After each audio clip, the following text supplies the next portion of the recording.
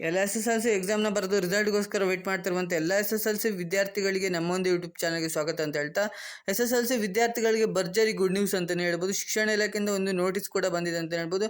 ಈ ವರ್ಷ ಬಹುತೇಕ ವಿದ್ಯಾರ್ಥಿಗಳನ್ನು ಪಾಸ್ ಮಾಡಬೇಕು ಅನ್ನೋದು ಈ ವರ್ಷ ಬಂದಿದೆ ಅಂತಲೇ ಹೇಳ್ಬೋದು. ಹಾಗಾಗಿ ಸ್ವಲ್ಪ ವಿದ್ಯಾರ್ಥಿಗಳು ಎಲ್ಲ ವಿದ್ಯಾರ್ಥಿಗಳು ಪಾಸ್ ಆಗೋ ಚಾನ್ಸಸ್ ಜಾಸ್ತಿ ಇದೆ ಅಂತಲೇ ಹೇಳ್ಬೋದು ಈ ವರ್ಷ.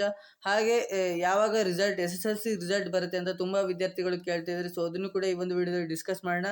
ಹಾಗೆ ಯಾವ ಸಮಯಕ್ಕೆ ರಿಸಲ್ಟ್ ಅನ್ನೋದು ಬರುತ್ತೆ ಅದ್ರ ಬಗ್ಗೆನೂ ಡಿಸ್ಕಸ್ ಮಾಡೋಣ. ಹಾಗೆ ಏಪ್ರಿಲ್ 24ಕ್ಕೆ ರಿಸಲ್ಟ್ ಬರುತ್ತೆ ಅಂತ ಎಲ್ಲ ಕಡೆ ಸೋಷಿಯಲ್ ಮೀಡಿಯಾ ಆಗಿರ್ಬೋದು, ವೆಬ್ಸೈಟ್ ಆಗಿರ್ಬೋದು, ಎಲ್ಲ ಕಡೆ 24ಕ್ಕೆ ರಿಸಲ್ಟ್ ಬರುತ್ತೆ ಅಂತ ಹೇಳ್ತಾರೆ. ಸೊ ಅದು ನಿಜನಾ? ಏಪ್ರಿಲ್ 24ಕ್ಕೆ ನಿಮ್ಮ ರಿಸಲ್ಟ್ ಅನ್ನೋದು ಬರುತ್ತೆ? ಎಲ್ಲದ್ರ ಬಗ್ಗೆ ಡಿಸ್ಕಸ್ ಮಾಡೋಣ. ಅಷ್ಟೇ ಅಲ್ಲದೆ ಯಾವ ವಿದ್ಯಾರ್ಥಿಗಳು ಪಾಸ್ ಆಗ್ತಾರೆ, ಯಾವ ವಿದ್ಯಾರ್ಥಿಗಳು ಫೇಲ್ ಆಗ್ತಾರೆ ಅದ್ರ ಬಗ್ಗೆನೂ ಡಿಸ್ಕಸ್ ಮಾಡೋಣ.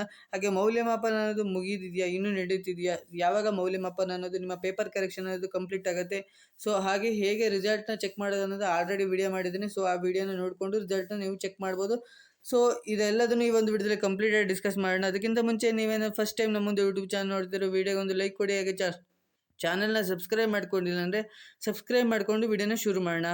ಹೌದು ವಿದ್ಯಾರ್ಥಿಗಳ ಬಹುತೇಕ ವಿದ್ಯಾರ್ಥಿಗಳು ಈ ವರ್ಷ SSLC ಎಕ್ಸಾಮ್ನಲ್ಲಿ ಪಾಸ್ ಆಗುವಂಥ ಚಾನ್ಸಸ್ ಜಾಸ್ತಿ ಇದೆ ಅಂತಲೇ ಹೇಳ್ಬೋದು. ಯಾಕಂದರೆ ಶಿಕ್ಷಣ ಇಲಾಖೆನೇ ಹೇಳಿದೆ. ಸೊ ಈ ವರ್ಷ ಆದಷ್ಟು ವಿದ್ಯಾರ್ಥಿಗಳನ್ನ ಪಾಸ್ ಮಾಡಬೇಕು. ಯಾಕಂದರೆ ಎಕ್ಸಾಮ್ 3 ಅನ್ನೋದು ಇರಲ್ಲ, ಎಕ್ಸಾಮ್ 2ಗೆ ಎಂಡ್ ಆಗುತ್ತೆ. ಸೊ ಆದಷ್ಟು ವಿದ್ಯಾರ್ಥಿಗಳನ್ನ ಎಕ್ಸಾಮ್ 1ನಲ್ಲೇ ಪಾಸ್ ಮಾಡಿದ್ರೆ ಎಕ್ಸಾಮ್ 2 ಅಲ್ಲಿ ಸ್ವಲ್ಪ ವಿದ್ಯಾರ್ಥಿಗಳು ಕಡಿಮೆ ಆಗ್ತಾರೆ ಅನ್ನೋ ಶಿಕ್ಷಣ ಇಲಾಖೆಯಿಂದ. ಸೊ ಅದಕ್ಕೋಸ್ಕರ ಬಹುತೇಕ ವಿದ್ಯಾರ್ಥಿಗಳಿಗೆ ಯಾರೆಲ್ಲ 5 ಸಬ್ಜೆಕ್ಟ್ನ ಪಾಸ್ ಆಗಿಬಿಟ್ಟು ಒಂದು ಸಬ್ಜೆಕ್ಟು ಫೇಲ್ ಆಗೋ ಸಂದರ್ಭ ಇರುತ್ತೋ, ಸೊ ಅಂಥ ವಿದ್ಯಾರ್ಥಿಗಳಿಗೆ ಗ್ರೇಸ್ ಮಾರ್ಕ್ಸ್ ಅನ್ನೋದನ್ನು ಕೊಟ್ಬಿಟ್ಟು ಪಾಸ್ ಅನ್ನೋದು ಮಾಡ್ತಾರೆ ಅಂತಲೇ ಹೇಳ್ಬೋದು. ಈಗ 30ಕ್ಕೆ 13 ಬಂದರೆ ಪಾಸ್ 80ಕ್ಕೆ 13 ಬಂದರೆ ಪಾಸ್ ಆಗುತ್ತೆ. ಸೊ 13 ಬಂದಿಲ್ಲ, ನಿಮಗೆ 12 ಬಂದಿದೆ, 11 ಬಂದಿದೆ ಅಂದರೆ ನಿಮಗೆ 1 ಅಥವಾ 2 ಮಾರ್ಕ್ಸ್ ಗ್ರೇಸ್ ಮಾರ್ಕ್ಸ್ ಅನ್ನೋದನ್ನು ಕೊಟ್ಬಿಟ್ಟು ನಿಮ್ಮನ್ನು ಪಾಸ್ ಮಾಡ್ತಾರೆ ಅಂತಲೇ ಹೇಳ್ಬೋದು. ಇದೊಂದು ಒಳ್ಳೆಯ ವಿಷಯ ಅಂತಲೇ ಹೇಳ್ಬೋದು ಈ ವರ್ಷ. ಅದಕ್ಕೋಸ್ಕರ ಬಹುತೇಕ ವಿದ್ಯಾರ್ಥಿಗಳು ಪಾಸ್ ಆಗುವ ಚಾನ್ಸಸ್ ಜಾಸ್ತಿ ಇದೆ. ಹಾಗೆ ಮೌಲ್ಯಮಾಪನ ಮುಗಿದಿದೆಯಾ ಅಂತ ಕೇಳ್ತಿದ್ರು. ಸೊ ಮೌಲ್ಯಮಾಪನ ಅನ್ನೋದು ಇವತ್ತಿಗೆ ಕಂಪ್ಲೀಟ್ ಆಗಿದೆ ಅಂತಲೇ ಹೇಳ್ಬೋದು. ಸೊ ಏಪ್ರಿಲ್ 5ಕ್ಕೆ ಶುರುವಾಗಿ ಬಿಟ್ಟು ಏಪ್ರಿಲ್ 19ಕ್ಕೆ ನಿಮ್ಮ ಎಲ್ಲ ಪೇಪರ್ ಕರೆಕ್ಷನ್ ಅನ್ನೋದು ಕಂಪ್ಲೀಟ್ ಆಗಿದೆ. ಹಾಗಾದರೆ ರಿಸಲ್ಟ್ ಯಾವಾಗ ಬರುತ್ತೆ ಅಂತ ಕೇಳ್ತಿದ್ರು. ರಿಸಲ್ಟ್ ಬಂದುಬಿಟ್ಟು ಈಗಾಗಲೇ ಶಿಕ್ಷಣ ಇಲಾಖೆ ಸಂಭಾವಿತ ದಿನಾಂಕವನ್ನು ಕೊಟ್ಟಿದೆ. ಏಪ್ರಿಲ್ 24ಕ್ಕೆ ರಿಸಲ್ಟ್ ಅನ್ನೋದು SSLC ರಿಸಲ್ಟ್ ಅನ್ನೋದು ಬರುತ್ತೆ ಅಂತ ಹೇಳಿದ್ದಾರೆ. ಸೊ ಏಪ್ರಿಲ್ 24 ಒಳಗೆ ಬರ್ಬೋದು ಅಥವಾ ಏಪ್ರಿಲ್ 24ಕ್ಕೆ ಕೂಡ ರಿಸಲ್ಟ್ ಅನ್ನೋದು ಬರ್ಬೋದು.